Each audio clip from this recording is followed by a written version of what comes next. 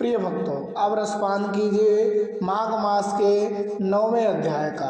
यमदूत कहने लगे, मध्याह्न के समय में आया अतिथि मूर्ख, पंडित, वेद पाठी या पापी कोई भी हो ब्रह्म के समान है।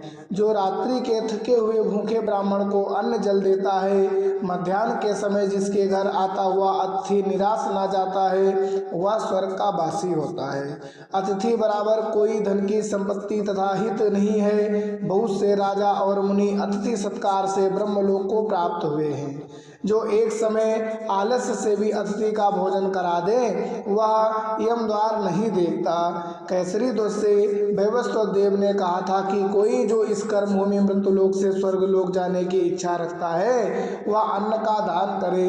दूत कहता है कि यमराज कहते हैं कि अन्न के बराबर दूसरा और कोई दान नहीं है। जो गर्मियों में जल, सर्दी में ईंधन और सदैव अन्न का दान करते हैं, वह कभी यम के दुख नहीं उठाते। जो अपने किए हुए पापों का प्रायश्चित करता है, वह नरक को नहीं देखता और प्रायश्चित न करने वाला मनुष्य नरक में जाता है।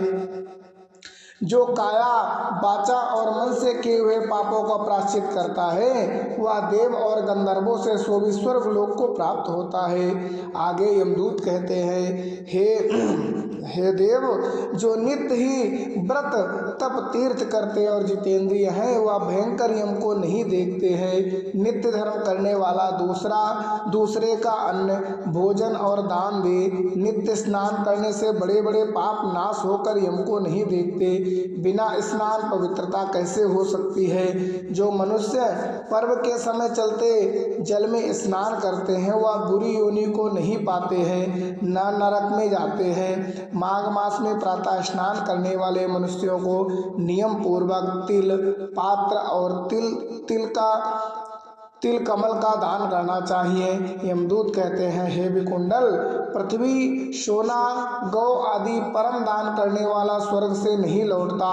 बुद्धिमान पुण्यतिथि, व्यतिपात, संक्रांति आदि को थोड़ा सा दान करके भी बुरी गति को नहीं प्राप्त होता है। सत्यवादी, मौन रहने वाला, मीठा बोलने वाला, क्षमाशील, नीतिवान, किसी की निंदा न करने वाला, सब प्राणियों पर दया करने वाला, पराया धन को तृण के समान समझने वाला मनुष्य कभी भी नरक में नहीं जाता। इस प्रकार 9वां अध्याय समाप्त हुआ। जय